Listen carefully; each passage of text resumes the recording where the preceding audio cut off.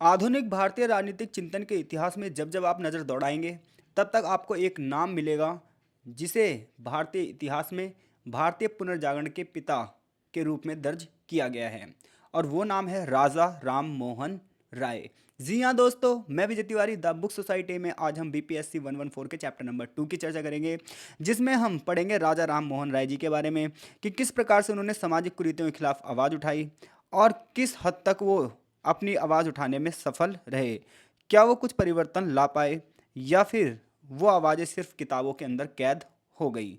तो चलिए आज की क्लास शुरू करते हैं। सबसे पहले चैप्टर में एक प्रस्तावना दी गई है जिसमें कुल मिलाकर हमें यही बताया जा रहा है कि आगे हम चैप्टर में क्या पढ़ेंगे। चैप्टर की जो शुरुआत है वो यहाँ से है, जिसमें राजा राम मोहन राय के प्रारंभिक जीवन का वर्णन किया गया है। तो देखिए, इससे पहले हम चैप्टर शुरू करें उससे पहले ये जान लेते हैं कि जब राजा राम मोहन राय का जन्म होगा उस समय की तत्कालीन परिस्थितियां कैसे थी, यानी कि उस समय भारत की दशा कैसे थी। तो देखिए, 22 मई 1772 को राजा राम मोहन राय का जी का जन्म हुआ। तो देखो, आपकी किताब में लिखा है 29 मई 1772, लेकिन ये गलत है। किताब में बहुत सारी डेटें गलत हैं, बहुत सारे फैक्ट गलत हैं। तो वो फैक्ट देखिए आप खुद ही कीजिएगा, जहाँ जहाँ मुझे समझ में आएगा, जहाँ जहाँ मुझे चीज़ें याद आती जाएंगी मैं आपको बताता जाऊँगा। जैसे कि यहाँ पर 22 मई डेट है ये, और जबकि किताब में कितनी लिखी है 29 मई। तो किताब में जो मिसप्रिंट है उस चीज़ का आप जरूर ख्याल रखिएगा जब आप पढ़िएगा, वरना एक गलत चीज़ याद हो गई तो फिर वो गलत ही रहेगी। तो इसलिए मैं फैक्ट पे बात नहीं करूँगा, मैं स्टोरीज पे बात करूँगा और कॉन्सेप्ट जो है वो क्लियर करवाने की कोशिश करूँगा। तो चलिए शुरू करते हैं। तो देखो, जब हम 1772 के भारत की बात करते हैं तो उस समय भारत में अज्ञानता चहुँ ओर फैली हुई थी, क्योंकि शिक्षा का प्रचार प्रसार इतना ज़्यादा नहीं था। अंधविश्वास वाली विचारधाराएं थी, अशिक्षा का माहौल था, पिछड़ेपन के काले बादल भारतीय संस्कृति पर छाए हुए थे, भारतीय समाज पर छाए हुए थे। सदियों पुरानी वही रूढ़िवादी प्रथाएं चल रही थी, पितृसत्ता का माहौल था, महिलाओं को किसी प्रकार के कोई अधिकार नहीं थे और निर्धन वर्गों का बड़े पैमाने पर शोषण किया जाता था। राजा राम मोहन राय की बात करें तो उनका संबंध चूंकि बंगाल से था, तो बंगाल की बात करता हूँ मैं आपको। तो 1757 में प्लासी के युद्ध के बाद अंग्रेज़ों ने बंगाल पर अपना नियंत्रण कर लिया था। और 1764 में जब बक्सर का युद्ध हुआ, यानी कि 1764 में जब बक्सर का युद्ध हुआ, तो इस युद्ध के बाद अंग्रेज़ों को बहुत सारे अधिकार मिल गए, इवन दीवानी हैसियत भी उन्हें मिल गई। तो इस प्रकार से बंगाल का जो कंट्रोल था वो कुल मिलाकर ब्रिटिश अफसरों में था, क्योंकि ब्रिटिश शक्ति बहुत तेज गति से बढ़ रही थी। इसी दौरान राजा राम मोहन राय का जन्म होता है 1772 में। 1772 में बंगाल के हुगली ज़िले में एक पारंपरिक ब्राह्मण परिवार में इनका जन्म होता है।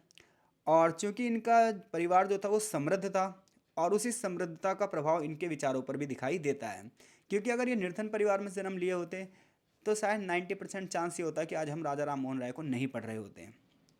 इनके माता का नाम जो था वो तारिणी देवी था, और जो इनके पिता का नाम था वो रमाकांत रॉय था। इनके माता पिता वैष्णव संप्रदाय से थे, यानी कि भगवान विष्णु की उपासना करते थे। इनके परदादा की बात की जाए तो इनके परदादा बंगाल में मुगल शासकों की सेवा में रह चुके थे। इससे आपको पता चलता होगा कि राजा राम मोहन राय के परिवार का संबंध किस तरीके के घरानों से था। राजा राम मोहन राय की खुद की बात की जाए तो वो स्वयं जब मुगल बादशाह अकबर द्वितीय था तो उसके निर्देशन में ईस्ट इंडिया कंपनी के निदेशक मंडल में गए थे। तो इनका जो परिवार था वो मुगलों की सेवा में संलग्न था, जिसकी वजह से इनकी जो उठक बैठक थी वो अच्छे अच्छे लोगों के साथ थी। तो मुगलों के लिए परिवार की लंबे समय से जो चली आ रही सेवा थी, इसी वजह से इन्हें इंडो फारसी संस्कृति के बारे में भी पता चला।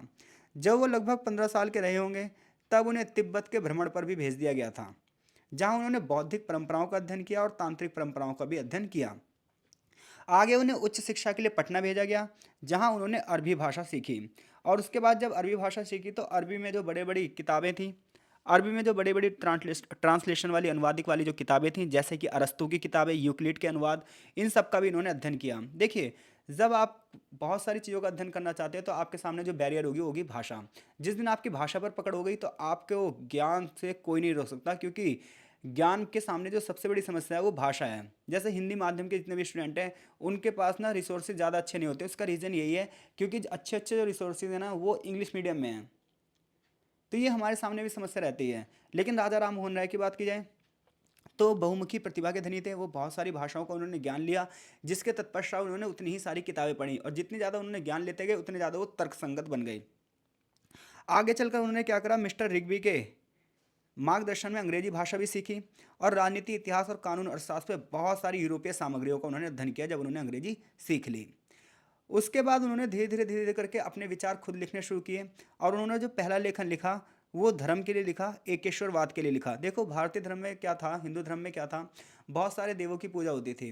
तो जब इन्होंने हिंद फारसी संस्कृति का अध्ययन किया, क्रिश्चियनिटी का अध्ययन किया और अन्य किताबों का अध्ययन किया, तो इन्हें लगने लगा कि जो बहुदेववाद की प्रथा है ये कहीं ना कहीं शोषणकारी है। इसलिए इन्होंने एकेश्वरवाद का समर्थन किया कि एक ही ईश्वर है और इसमें ना मूर्ति पूजा नहीं होनी चाहिए, जो भगवान है वो निराकार है। इस जिसकी चर्चा आगे चैप्टर में की भी जाएगी। जिसके लिए उन्होंने एक किताब लिखी जिसका नाम था तुफत उल मुआइद्दीन, जो कि एक छोटे से पैम्फलेट के रूप में थी और मूर्ति पूजा के खिलाफ थी। यानी कि इनका जो पहला लेखन था वो धार्मिक कृत्यों के खिलाफ था, मूर्ति पूजा के खिलाफ था। राजा राम मोहन राय की बात की जाए तो इनके जो विविध अनुभव थे, इनकी जो भाषाओं पर पकड़ थी, समकालीन व्यक्तियों के साथ जब उनकी तुलना की जाती है, इसी वजह से उनका जो स्थान है वो सर्वोच्च हो जाता है। क्योंकि जो व्यक्ति इतना पढ़ेगा, इतना ज्ञान अर्जित करेगा, वो तर्कशील तो होगा। इसीलिए जो इनके समकालीन व्यक्ति थे उनमें सबसे ज़्यादा तर्कशील यही थे, सबसे ज़्यादा अनुभवी यही थे। और जो बंदा जितना ज़्यादा तर्कशील होगा वो सामाजिक व्यवस्थाओं को भी समझने के लिए उतना ही ज़्यादा मजबूर होगा। आगे चलकर बड़े उच्च कुलीन मुसलमानों के साथ इनका संपर्क हुआ। तो उन मुसलमानों से जिनका ये आदर करते थे, उनसे इन्होंने बहुत सारे इस्लामिक धर्म के बारे में शिक्षाएं ली। इस्लामिक ज्ञान को भी इन्होंने अर्जित किया। जब इन्होंने इस्लामिक ज्ञान को जो अर्जित किया उसके बाद ही इनकी धर्म के प्रति और भी ज़्यादा रुचि बढ़ गई। आगे चलकर जब इन्होंने अंग्रेजी भाषा को सीखा, अंग्रेजी संस्कृति को सीखा, तो इनके विचार ना डेमोक्रेटिक हो गए। ये लोकतंत्र का समर्थन हो गए। भारत में चल रहा था सदियों से राजतंत्र, इन्होंने देखा कि भारत का जो राजतंत्र है उसी की वजह से ही भारतीय पीछे हैं। इसलिए उन्होंने खुलकर लोकतंत्र की प्रशंसा करी और लोकतंत्र का समर्थन किया। हालांकि जब राजा राम मोहन राय पश्चिमी विचारों से प्रेरित हुए, जब इन्होंने उस समय शिक्षा ली, तो उस समय भारतीयों में दो प्रकार के वर्ग उठ रहे थे। एक वर्ग ऐसा था जो पढ़ लिख कर भारत आया और उन्होंने ब्रिटिश शासन का विरोध किया, लेकिन एक वर्ग ऐसा था जो पढ़ लिख कर आया और ब्रिटिश शासन का समर्थन किया। राजा राम मोहन राय की बात करें तो उन्होंने ब्रिटिश शासन का समर्थन किया। उनका यह मानना था जिन अंधविश्वासों से भारत गुजर रहा था, उन अंधविश्वासों से मुक्ति केवल ब्रिटिश शासन ही उन्हें दिला सकता है। क्योंकि जो राजाओं के नियम कानून थे वो निरंकुशता की ओर थे, वो एक ऐसे समाज की ओर थे जो उस समाज को हाशिए पर ले जा रहा था। इसलिए राजा राम मोहन राय चाहते थे जो ब्रिटिश शासन है ये कानून और तर्कसंगत के आधार पर चलता है, ये डेमोक्रेसी के आधार पर चलता है। तो ऐसे में लोगों को अधिकार मिल सकते हैं और लोगों का जीवन जो स्तर है वो अच्छा हो सकता है। इसलिए उन्होंने क्या करा, न सिर्फ लोकतंत्र को बढ़ावा दिया बल्कि साथ ही साथ ब्रिटिश शासन को भी इन्होंने बढ़ावा दिया। तो ये उनका प्रारंभिक जीवन था। किन किन लोगों का उन पर प्रभाव पड़ा, किन कौन कौन सी किस प्रकार से उन्होंने भाषाएं सीखी, इनके परिवार का क्या प्रभाव रहा इन पर, ये सब चीज़ें हमने पढ़ा। आगे हम राजा राम मोहन राय के समाज पर विचार पढ़ेंगे। तो देखो समाज पर जब हम किसी व्यक्ति के विचार पढ़ते हैं तो हमें पहले ये जान लेना चाहिए कि समाज था कैसा। जैसा कि वो धार्मिक सुधारों में एकेश्वरवाद और एकतावाद की बात करेंगे। तो भारत की बात की जाए तो भारत उस समय और आज भी विविधताओं भरा क्षेत्र है। आप सभी को पता है हिंदू धर्म में अनेक जातियां हैं और अनेक देवों का पूजा उपासना की जाती है। और बंगाल की बात की जाए तो बंगाल तो कट्टरता का गढ़ था। उस समय बंगाल में बहुत सारी चीज़ें चलती थी, समाज में सती प्रथाएं चलती थी। देखिए पूरे भारत में सती प्रथा नहीं थी, केवल बंगाल के ही कुछ हिस्सों में सती प्रथा थी। इसके अलावा बंगाल के जो लोग थे वो अपनी संस्कृति को कुछ ज़्यादा ही गर्व करते हैं, जिसकी वजह से वहाँ पे कट्टरता और भी ज़्यादा थी। तो जब राजा राम मोहन राय ने अपने आसपास ऐसी कुरीतियाँ देखी, उन्होंने देखा कि जातिवाद के आधार पर शोषण किया जा रहा है, मूर्ति पूजा के नाम पर लोगों का शोषण किया जा रहा है, तो उन्होंने इसी के खिलाफ लिखा। क्योंकि जब भी कोई राइटर लिखता है तो वो एक समस्या को चूज़ करता है, समस्या, और उस समस्या के ऊपर ही वो लिख देता है। तो समाज में जो समस्याएं हैं उन समस्याओं को जो लिखता है वही बंदा फेमस हो जाता है। जैसे आज पॉवर्टी, वुमन एम्पावरमेंट, इनके ऊपर जो बंदा विचार दे रहा है वो बहुत जल्दी फेमस हो जा रहा है, उसे एक सोशल वर्कर का टैग दे दिया जा रहा है। तो राजा राम मोहन राय भी उस समय की जो समस्याएं हैं उन समस्याओं को लिखेंगे, उन समस्याओं के खिलाफ अपनी आवाज़ बुलंद करेंगे। इवन कुछ समस्याओं के लिए तो वो ब्रिटिश शासन तक जाकर मिलेंगे, ब्रिटिश शासन से मिलकर उनके लिए कानून भी पास करवाएंगे। इसी वजह से राजा राम मोहन राय को सबसे पहला व्यक्ति माना जाता है जिसने भारतीय पुनर्जागरण के लिए आवाज़ उठाई। इसलिए उन्हें भारतीय पुनर्जागरण का पिता भी कहा जाता है। तो देखिए राजा राम मोहन राय कुछ समय के लिए ब्रिटिश कंपनी में भी काम किया था और उसके बाद जब वो रिटायर हो गए, सेवानिवृत्त हो गए, तो उन्होंने कलकत्ता में बस गए। और कलकत्ता में बसने के बाद उन्होंने धार्मिक सुधारक के रूप में अपना कार्यकाल शुरू किया। उन्होंने मूर्ति पूजा और पुरोहिताई के खिलाफ आवाज़ उठाई और एकेश्वरवाद का समर्थन किया। राजा राम मोहन राय के जो आध्यात्मिक विचार थे ये उन शास्त्रों से प्रभावित थे जिन शास्त्रों का अध्ययन उन्होंने विदेशों में किया था और अन्य किताबों में किया था। इसके अलावा वो सूफी विचारों से बहुत ज़्यादा प्रेरित थे, जो कि एक इस्लामिक ग्रंथ था। इसके अलावा जो अरबी दार्शनिक थे उनका भी अध्ययन इन्होंने किया था, कुरान का भी अध्ययन किया था। इस वजह से इनके ऊपर जो विचार पड़े वो ये पड़े कि भगवान निराकार है, भगवान का कोई आकार नहीं है, कोई एक शक्ति तो है जिसे पूजना चाहिए लोगों को, लेकिन उस शक्ति को आप परिभाषित नहीं कर सकते, उस शक्ति को आप किसी भी आकार में नहीं बांध सकते। ऐसा राजा राम मोहन राय का विचार था। तो जब उन्होंने अनेक धर्मों का तुलनात्मक रूप से अध्ययन किया, तो उन्होंने ईश्वर का बहुत गहराई से अध्ययन किया। उन्होंने कहा, यार देखो लोग क्यों बटे हुए हैं, सार्वभौमिक भाईचारा होना चाहिए, ह्यूमनिटी होनी चाहिए। तो भाईचारे की खोज करने के लिए उनके मन ने उन्हें प्रेरित किया। ऐसे में उन्होंने मूर्ति पूजा के खिलाफ हो गए। उन्होंने देखा कि बहुत सारे लोगों को मंदिर में नहीं घुसने दिया जाता। 1802 में राजा राम मोहन राय ने एक किताब की रचना करी, तुआफात उल मुहिद्दीन, जिसकी चर्चा मैंने पहले भी कर ली थी। ये किताब एकेश्वरवाद का समर्थन करती है। ये किताब प्राच्य ज्ञान यानी कि पश्चिमी ज्ञान के आधार पर है। इसमें धार्मिक व्यवस्था की उत्पत्ति और चरित्र पर कल्पनाओं में एक ग्रंथ लिखा गया, यानी कि एक काल्पनिक ग्रंथ है। कुछ लोगों का मानना था कि राजा राम मोहन राय नास्तिकता की ओर बढ़ गए हैं, लेकिन ऐसा नहीं था। राजा राम मोहन राय नास्तिकता की ओर नहीं बढ़े, बल्कि उन्होंने तो इहलोक और परलोक के सवालों पर प्रश्न चिन्ह लगाने शुरू कर दिए। अब आप ये मत सोचना राजा राम मोहन राय इतना सब कर रहे हैं तो उनका विरोध नहीं हो रहा होगा। उनका विरोध तो उनके घर से शुरू हो गया। क्योंकि जब आप कुछ चीज़ें करना चाह रहे हो ना, समाज के बहुत सारे लोग आएंगे जो आपके पैरों में बेड़ियां बांधना चाहेंगे। और ऐसा राजा राम मोहन राय के साथ भी हुआ। समाज के उच्च वर्ग ही के लोग उनके खिलाफ हो गए, क्योंकि वो चाहते नहीं थे ये सब चीज़ें हों। फिर भी ये बंदा ना विचलित नहीं हुआ। इनने वो आवाज़ें उठाई जो आवाज़ उठानी चाहिए थी। राजा राम मोहन राय ने मूर्ति पूजा के साथ साथ सभी प्रकार के कर्म कांडों की निंदा करी। उनके अनुसार ये सब बाद में चीज़ें जारी रहेंगी, जिसकी वजह से लोगों का शोषण होता रहेगा। उन्होंने कहा उपनिषदों में कहीं नहीं लिखा। उन्होंने कहा उपनिषदों में ये लिखा है कि शुद्ध पूजा करो, जिसका जैसा मन करे वैसा पूजा करो। इसके लिए ना हमें फालतू के कर्म कांड करने की जरूरत नहीं है। राजा राम मोहन राय ने 1829 में एक निबंध लिखा, और उस निबंध का नाम रखा इन्होंने सार्वभौमिक धर्म, यानी कि सबका धर्म। इस निबंध में उन्होंने ये दिखाया कि मनुष्य को एक सर्वशक्ति मान की पूजा करनी चाहिए, एक सर्वशक्ति की पूजा करनी चाहिए जो हम सबको कंट्रोल करती है। हिंदू धर्मों के पवित्र लेखों की ओर इशारा करते हुए उन्होंने ये कहा कि मनुष्य को अपने जीवन में एक सच्चे ईश्वर की पूजा के प्रति समर्पित होना चाहिए, लेकिन आप उस भगवान को परिभाषा में नहीं ला सकते। उस भगवान को आप आकारों में नहीं बांध सकते, क्योंकि वो तो निराकार है। उसकी शक्ति हमारी सीमाओं से परे है। इन सभी बातों से ये पता चलता है कि राजा राम मोहन राय के धर्म के बारे में जो विचार थे वो बहुत ही विशाल विचार थे। उसमें बहुत ज़्यादा गहराई थी। वो एक शुद्ध आदर्श थे, और जिसे वही व्यक्ति समझ सकता है जिसके अंदर तर्क की भावना हो। आगे राजा राम मोहन राय ने एकतावाद पर विचार दिए। एकतावाद का मतलब यह है कि देवताओं की बहुलता अगर किसी भी धर्म में है तो वो धर्म होना ही नहीं चाहिए। इसके लिए उन्होंने सभी धर्मों की आलोचना करी। उन्होंने ईसाई धर्म पर भी कोई दया नहीं दिखाई। शुरुआत में तो ईसाई धर्म वाले बड़े खुश हुए कि हाँ भाई, राजा राम मोहन राय के विचार इस टाइप से हैं तो बहुत सारे लोगों को हम ईसाई धर्म में दीक्षित भी कर देंगे।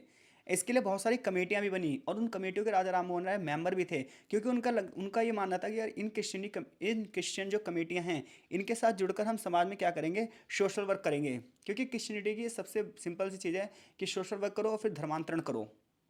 तो बिल्कुल ऐसा ही यहाँ पर भी हुआ। तो राजा राम मोहन राय सोच रहे थे कि ये सोशल वर्क कर रहे हैं, लेकिन राजा राम मोहन राय ने कभी धर्मांतरण की बात नहीं करी। तो जब उन्होंने ईसाई धर्म पर लेख लिखे ना, तो ईसाई धर्म में हलचल सी मच गई कि यार ये बंदा ना क्या कर रहा है, ये हमारे धर्म के बारे में भी लिख रहा है, हमारे धर्म के खिलाफ लिख रहा है। तो देवताओं की बहुलता पर धर्म की उन्होंने आलोचना करी। उन्होंने ईसाई धर्म पर भी कोई दया नहीं दिखाई। हालांकि वो वेस्टर्न फिलॉसफी के प्रशंसक थे। उन्होंने ईसाई मिशनरियों के साथ धार्मिक वाद विवादों में भी शामिल हुए। इवन उन्होंने कई सारी चीज़ें भी प्रकाशित करी। कलकत्ता में बसने के बाद से राजा राम मोहन राय जो प्रमुख ईसाई मिशनरियाँ थीं उनके साथ भी परिचित हो गए, उनकी सदस्यता भी ले ली। उन्होंने स्थानीय युवाओं की शिक्षा के लिए स्कूलों की भी स्थापना करी, और जितनी भी परोपकारी गतिविधियाँ मिशनरियों द्वारा चलाई जा रही थी उनका भी समर्थन किया। इवन उन्होंने बंगाली में बाइबल का अनुवाद भी किया। ईसाई धर्म पर राजा राम मोहन राय के जो प्रकाशन थे, इससे ईसाई मिशनरियों में हलचल मच गई, क्योंकि उन्होंने ईसाई धर्म की निगेटिविटी के बारे में भी लिखा। क्योंकि देखिए, धर्म चाहे कोई सा भी हो, हर धर्म में अगर पॉजिटिविटी है तो उतनी ज़्यादा निगेटिविटी है। और हम क्या करते हैं, हम अपनी पॉजिटिविटी दूसरों पर लादने की कोशिश करते हैं। यार ये बताओ, जो आम बंदा है उसे अपनी डेली रूटीन से समय नहीं मिल रहा, तो हर एक बंदे को अपनी ज़िंदगी जीने दो। आप खाली हो, और आप खाली हो तो इसलिए अपने विचारों से लोगों को लड़वा रहे हो। आखिर ऐसा क्यों कर रहे हो भाई? तुम बेरोजगार हो, तुम खाली हो, तुमने समाज का ठेका ले रखा है, तो तुम अपने आप को निभाओ। आप क्यों भाषाबाजी करके लोगों को लड़ा रहे हो? तो जो डेली रूटीन में बंदा लगा हुआ है उसे लगे रहने दो ना, उसे जीने दो। लेकिन ये बात ना चीज़ें लोग समझते नहीं हैं। तो यहाँ पर उन्होंने भी हर धर्म की आलोचना करी है और एकतावाद पर समर्थन किया है। आगे बता रहा है कि रेवरेंड विलियम और राजा राम मोहन राय द्वारा एक समूह का गठन किया गया, जिसमें ईसाई धर्म के सिद्धांत की बात की गई, और जो त्रित्ववाद था उसको खारिज किया गया और एकतावाद पर बल दिया। एकतावाद मुख्य रूप से ईश्वर की एकता पर बल देता है। ये अज्ञानता, अंधविश्वास और कट्टरता को खत्म करने की बात करता है। उनका उद्देश्य ब्रिटिश भारत में ईसाई धर्म के ज्ञान, विश्वास और अभ्यास का प्रचार प्रसार करवाना था। उनका मानना था कि परोपकार ही क्या है, जीवन है। उन्होंने हमेशा कट्टरपंथियों के हमलों के खिलाफ हिंदू धर्म, इस्लाम और ईसाई का बचाव किया है। यानी कि वो ये नहीं चाहते कि धर्म खत्म हो जाए। उनका ये मानना था कि धर्म के जो पॉजिटिव फैक्ट हैं वो सभी को फॉलो करने चाहिए। नफरत नहीं होनी चाहिए, कट्टरता नहीं होनी चाहिए, अज्ञानता नहीं होनी चाहिए। यही धर्म का शुद्ध रूप है, उन्होंने ये समझाया लोगों को। तो इससे पता चलता है कि उनके जो धर्म के विचार थे वो सार्वजनिक भलाई के लिए थे। आगे अनुष्ठानों पर राजा राम मोहन राय के विचारों के बारे में बताया गया है। तो अनुष्ठान और समारोह की अगर बात की जाए तो देखो, भारतीय समाज में बहुत सारे अनुष्ठान होते थे, बहुत सारे यज्ञ हवन और पूजा पाठ होते थे, और विभिन्न अवसरों पर कोई ना कोई समारोह होता ही रहता था। ऐसे में राजा राम मोहन राय ने जो अपने विचार दिए, उनका ये मानना था कि ये कहीं ना कहीं निर्धनता को बढ़ावा दे रहे हैं ये समारोह। तो ऐसे में एक वर्ग का बड़े पैमाने पर शोषण हो रहा है, तो ऐसे में ये सारे समारोह खत्म हो देने कर देने चाहिए। देखिए, हर एक अनुष्ठान होने चाहिए, लेकिन वो बंदा करे जो इसलिए सक्षम है। किसी पर ना आप दबाव नहीं बना सकते, लेकिन पहले ना दबाव बनाया जाता था। तो राजा राम मोहन राय ने समाज के सुधार में पता है क्या कहा? उन्होंने कहा समाज सुधार में अनुष्ठानों की कोई जरूरत नहीं है, समारोह की कोई जरूरत नहीं है। उन्होंने वेदांत का विचार रखा। उन्होंने इस तथ्य का समर्थन किया कि भगवान की प्राप्ति के लिए ना नियमों की जरूरत नहीं है, संस्कारों की जरूरत नहीं है, कर्म कांडों की जरूरत नहीं है, समारोह की जरूरत नहीं है, अनुष्ठानों की जरूरत नहीं है। आप मनुष्य बन जाइए, मानवता दिखाइए, आपको भगवान मिल जाएंगे। राजा राम मोहन राय के अनुसार मनुष्य सामाजिक प्राणी है और समाज के रूप में उसे एक साथ रहना चाहिए। उसका मानना था वह समाज के नियमों की सही व्याख्या के लिए व्यक्ति की समझ पर आधारित होना चाहिए। राजा राम मोहन राय सामाजिक रूप से उपयोगी अनुष्ठानों में विश्वास रखते थे। वो सामाजिक रूप से विनाशकारी अनुष्ठानों के बिल्कुल विरोधी थे। तो इससे पता चलता है राजा राम मोहन राय उस समाज में जितनी भी कर्मकांड जैसी परिस्थितियाँ चलती थी, हर एक वो चीज़ जो किसी ने कुछ शोषण कर रही है या किसी पर बंधन मुक्त है, तो वो उनका उन्होंने विरोध किया है। तो अगर क्वेश्चन आ जाएगा राजा राम मोहन राय के धर्म पर विचार बताइए, तो देखो क्वेश्चन कोई सा भी आया राजा राम मोहन राय का, सबसे पहले आप ना उनका प्रारंभिक जीवन लिखोगे। उसके बाद धार्मिक सुधार में एकेश्वरवाद और एकतावाद पर उनके विचार लिखोगे, और अनुष्ठानों पर उनका विचार लिखोगे।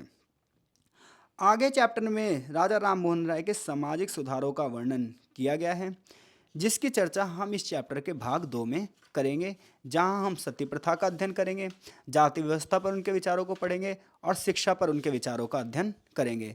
तो मिलते हैं इस चैप्टर के पार्ट 2 में। तब तक के लिए आपका बहुत बहुत धन्यवाद।